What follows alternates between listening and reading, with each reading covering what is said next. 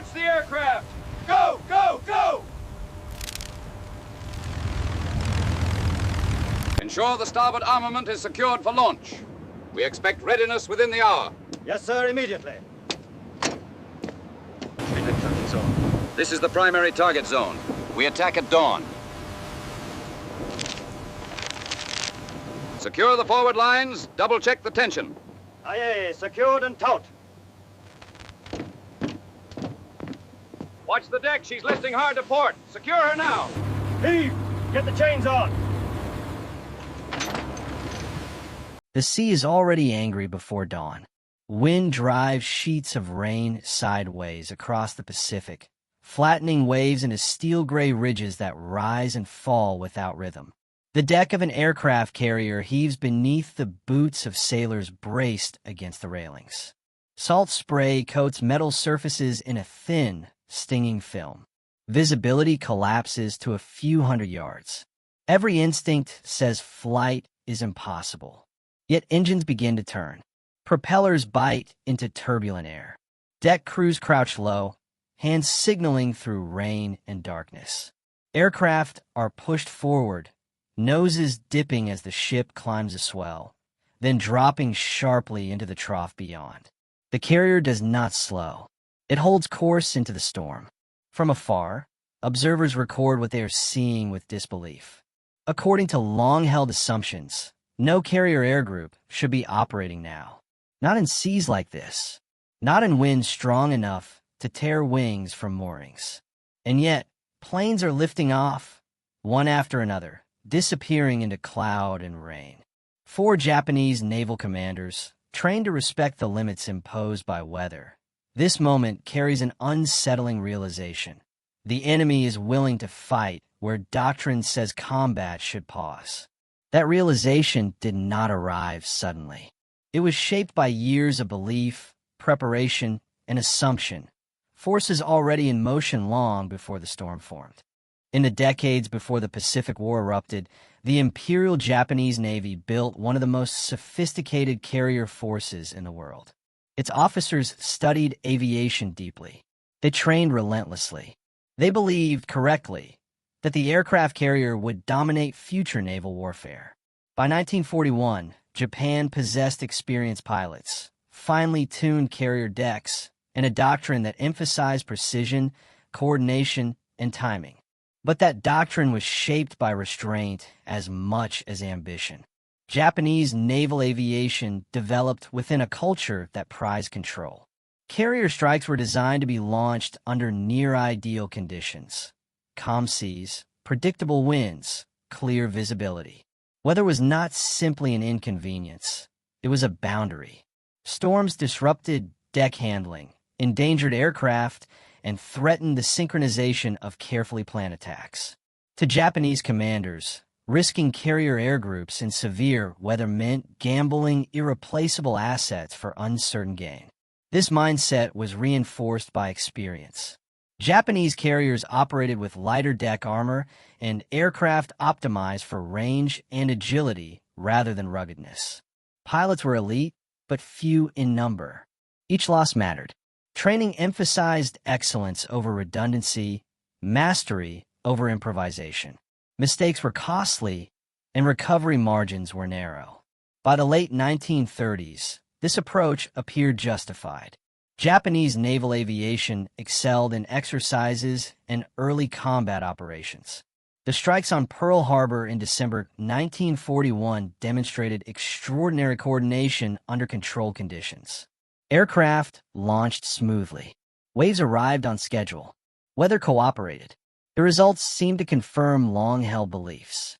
Within Japanese naval war planning, weather forecasts became a decisive factor. Operations were delayed, repositioned, or canceled when conditions deteriorated. Carrier task forces were expected to preserve their strength, not exhausted against nature. Storms were obstacles to be avoided, not environments to be mastered. This philosophy extended beyond safety. It shaped intelligence assumptions. If Japanese commanders would not launch aircraft in heavy seas or violent winds, they assumed their enemy would not either. Storm systems were viewed as natural barriers, temporary shields against surprise attack. Yet this confidence masked a vulnerability. Doctrine, once proven successful, can harden into certainty. And certainty leaves little room for imagining an opponent who plays by different rules. Across the Pacific, another navy was developing its carrier force along a far less elegant path, one shaped not by perfection, but by persistence. Those differences would only become visible when conditions at sea turned unforgiving. While Japanese carrier doctrine matured within a framework of precision and restraint, the United States Navy followed a more uneven, sometimes painful path toward naval aviation dominance. American carrier development lacked the early coherence of its Japanese counterpart. Budgets fluctuated. Aircraft designs changed rapidly. Training programs expanded and contracted with political winds. But within that instability, a different philosophy quietly took root. The U.S. Navy assumed from the outset that it would fight across vast oceans under imperfect conditions. The Atlantic and Pacific offered few guarantees. Storms, fog, heavy seas, and poor visibility were not exceptions. They were constants.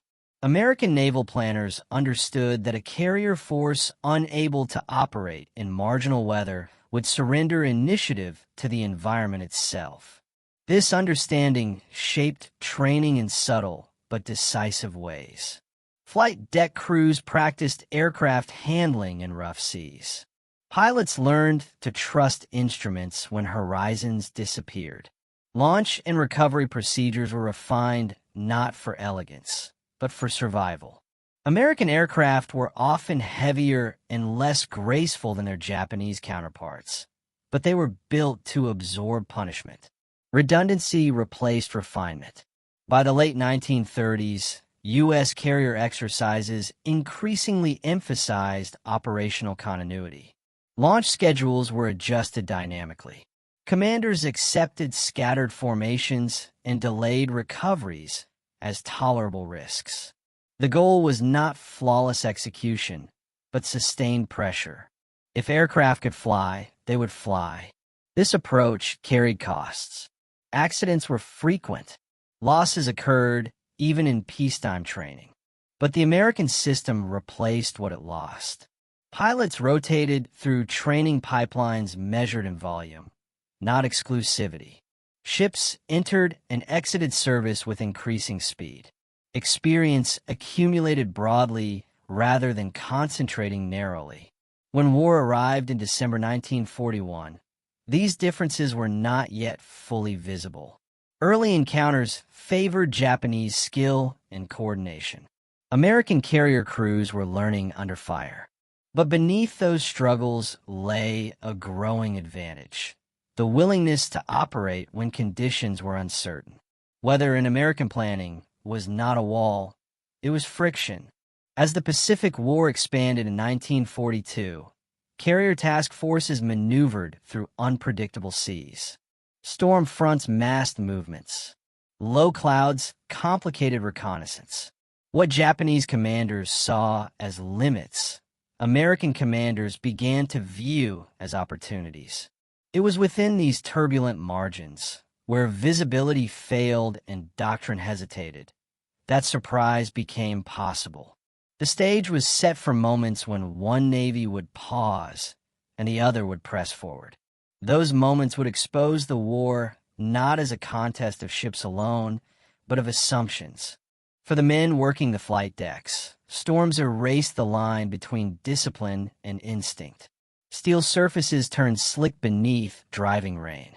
Aircraft lurched against their chocks as carriers rolled through heavy seas.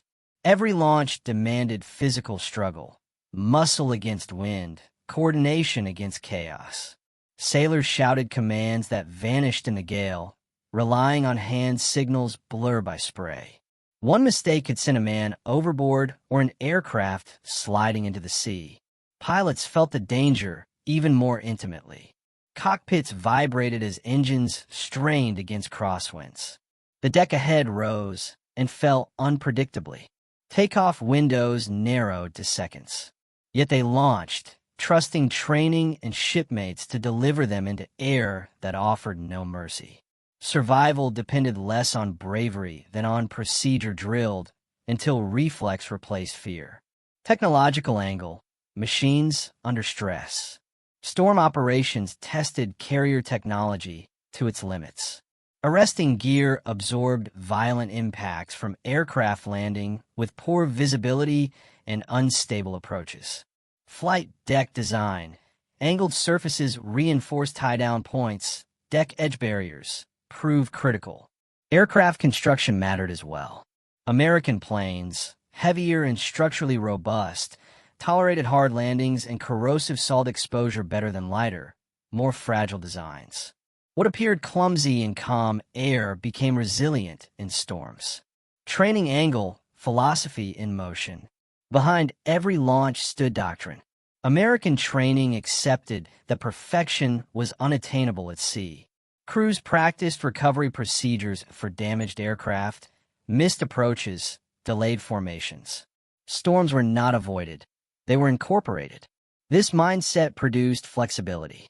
When conditions deteriorated, operations adapted rather than halted. In contrast, Japanese carrier training, precise and disciplined, left less margin for improvisation once conditions exceeded expected parameters. These differences did not exist in isolation. They converged in moments when weather dictated choice, and choice revealed belief. When intelligence summaries reached Japanese fleet headquarters describing enemy carrier aircraft operating during severe storms, the reports were initially treated with caution. Weather data suggested such activity should have been impossible or suicidal. Commanders questioned observer accuracy. Reconnaissance errors were suspected, yet the pattern persisted. Aircraft appeared where storm fronts should have created empty seas. This forced an uncomfortable reassessment.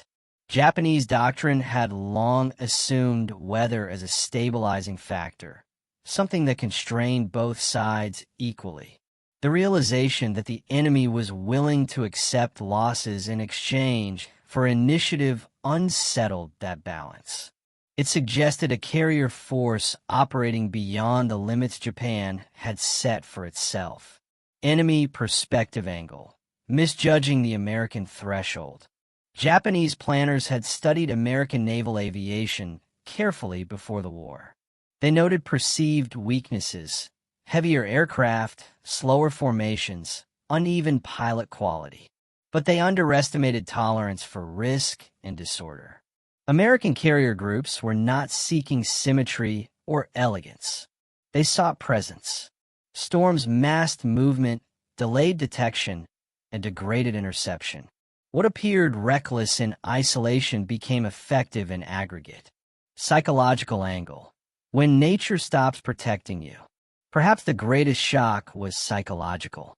Storms had always been neutral, shared enemies of all sailors. To discover that the enemy could turn weather into an advantage fractured that assumption. Japanese commanders faced the realization that their sense of safety during poor conditions was illusory. The sea no longer provided pause. There would be no predictable rhythm to operations. Once that belief collapsed, every weather report carried new meaning. Heavy seas no longer meant respite. They meant vulnerability. That vulnerability would soon be tested not in theory, but in operation, when storms no longer delayed conflict but delivered it. By mid-1942, carrier warfare in the Pacific had entered a phase of constant motion. Task forces no longer maneuvered along predictable lines. They hunted through vast, shifting seas where visibility could vanish in hours. Storm systems moved faster than intelligence cycles. Decisions were made with incomplete information and doctrine strained under the pressure. One such system formed far from land, its low-pressure core driving wind and rain across hundreds of miles of open ocean. Barometers fell steadily aboard American carriers as decks began to pitch and roll. Radar contacts blurred.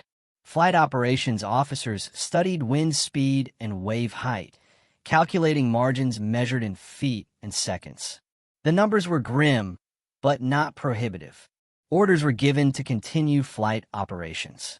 Aircraft were spotted on deck under rain squalls that reduced sight lines to shadows. Launch intervals widened. Crews waited for the brief alignment of wind and ship movement, then sent aircraft forward into air that immediately swallowed them. Once airborne, pilots climbed into cloud layers thick enough to erase formation, navigating by instruments and compass alone. From the Japanese perspective, the sea appeared empty. Reconnaissance coverage thinned. Patrol aircraft were grounded or recalled. Carrier decks remained secured. Weather reports reinforced expectation. No enemy air activity was anticipated. Storms were doing what they always had, imposing limits. But the storm was no longer a barrier. It was cover. American carrier aircraft emerged from cloud breaks at distances and angles that shattered Japanese expectations. Sightings arrived late. Warnings lagged. Defensive readiness struggled to catch up with reality, forming faster than doctrine allowed. The storm did not announce this shift with a single dramatic blow. It revealed it through accumulation, through aircraft that should not have been there, at moments they should not have arrived. And as operations continued, it became clear that this was not anomaly, but method. As the storm persisted, its effects multiplied across every layer of command. Japanese task forces struggled to assemble a coherent picture of the battle space. Reports arrived fragmented, delayed by weather interference and incomplete reconnaissance. Aircraft sightings conflicted with meteorological assumptions. Timelines no longer aligned with expectation. On American carriers, the strain was constant. Recovery operations became as dangerous as launches. Aircraft returned low on fuel, buffeted by crosswinds that forced unstable approaches.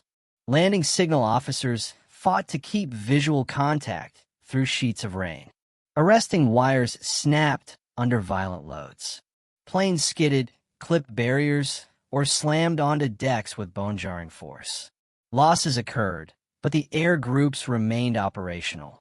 What mattered was not perfection, but continuity. American carrier commanders pressed their advantage. They understood that enemy response would lag behind conditions. Every hour the storm held meant another hour of relative freedom. Strike packages were adjusted mid-flight. Reconnaissance aircraft were launched into gaps between squalls. Even partial information proved enough when the enemy expected none at all. Japanese commanders, meanwhile, faced a dilemma with no clean solution. To launch aircraft in worsening conditions risked disaster on their own decks. To hold back meant surrendering initiative. Reports confirmed that enemy planes were not merely scouting. They were striking, coordinating, and withdrawing under weather cover. This realization struck at the core of Japanese naval confidence. Carrier warfare, as they had conceived it, relied on timing and control. Storms disrupted both, but now the disruption was asymmetric. The enemy had adapted. Japan had not. By the time weather conditions began to moderate, the decisive moment had already passed.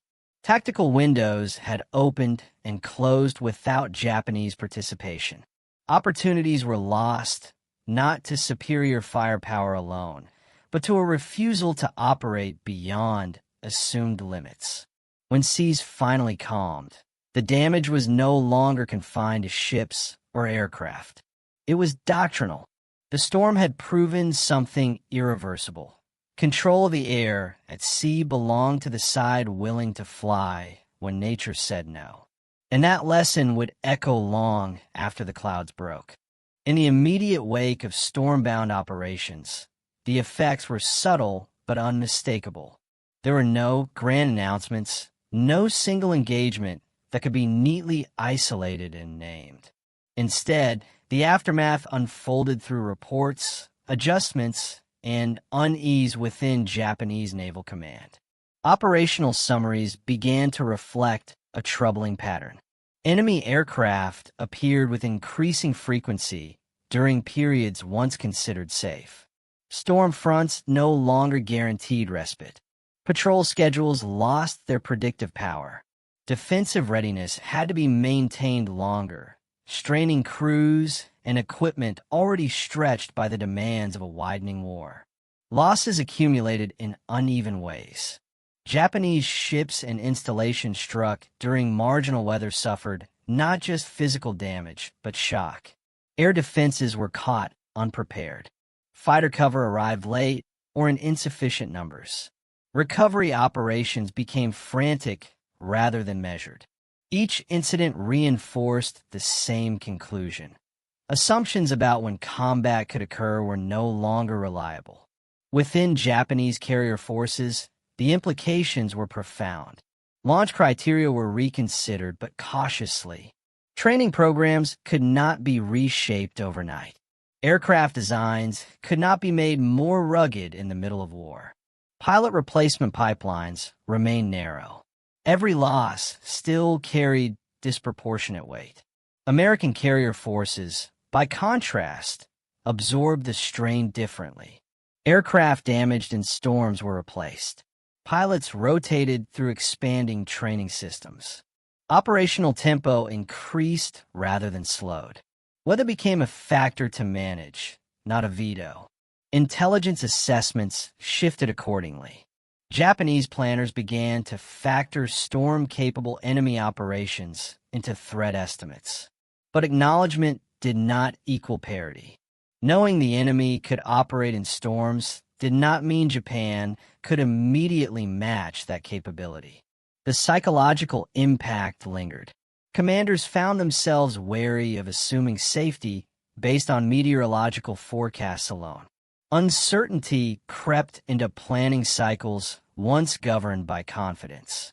That uncertainty would shape decisions far beyond a single storm or operation, influencing how the war at sea was fought from that point forward.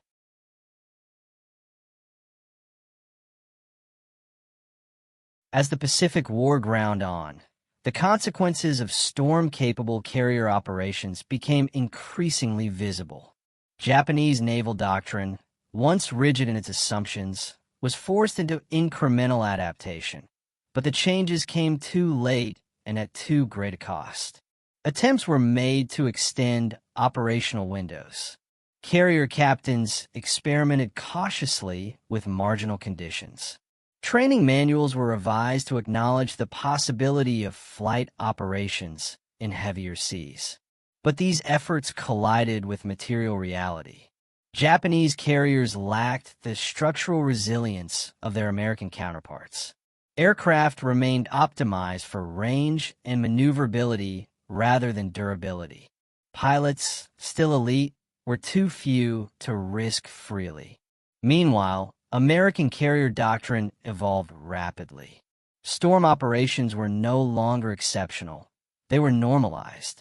Commanders learned to exploit weather not just defensively, but offensively, using cloud cover and sea state to mask approach, delay enemy response, and fracture defensive coordination. Radar integration improved. Communication procedures adapted to degraded visibility. Weather became an ally rather than an adversary. This asymmetry widened over time. Each successful storm-bound operation reinforced American confidence and institutional memory. Each Japanese hesitation deepened the gap. The sea itself began to favor the side that treated uncertainty as acceptable. Strategically, this shift altered the tempo of the war. Japanese forces found it harder to predict when and where American carriers might strike. Defensive postures grew reactive. Resources were spread thinner, guarding against threats that could arrive at any hour, under any sky.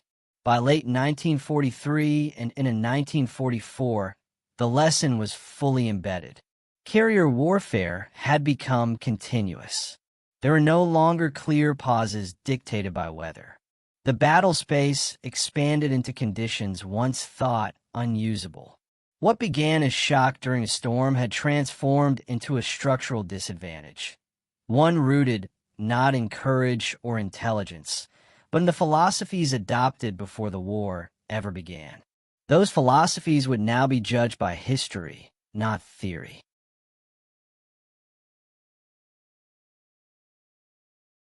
In the end, the storm was more than a meteorological event. It was a revelation. It revealed the limits of doctrine and the fragility of assumptions. Japanese commanders had trained for precision, for perfect conditions, for control. They had trusted that nature would enforce order as much as their own discipline. The Americans had trained for adaptability, for persistence, for survival under imperfection. When the storm arrived, the difference became absolute. War at sea is measured not only in tonnage sunk or pilots lost, but in how systems respond under pressure. Machines, men, and procedures are tested not when the sun is shining, but when the wind is relentless, the horizon lost, and every decision carries immediate consequence. Those who learn to operate in chaos gain an edge invisible on paper, yet decisive in action. The lessons of these storm-bound carrier flights extended far beyond a single engagement or theater. They underscored the importance of flexibility, the value of redundancy, and the peril of rigid assumptions. Nature had not chosen a victor, but human adaptability had. For the men on the decks, for the pilots climbing into the wind, and for the commanders forced to watch and reckon, the storm became a measure of resolve as much as skill. It exposed character, training, and philosophy simultaneously, leaving a mark on both fleets that would shape every engagement to follow. Ultimately, this episode reminds us that warfare is never fought on calm seas alone. It is shaped equally by human decision, machine resilience, and the unpredictable forces of the natural world. And in that intersection, history writes its most enduring lessons.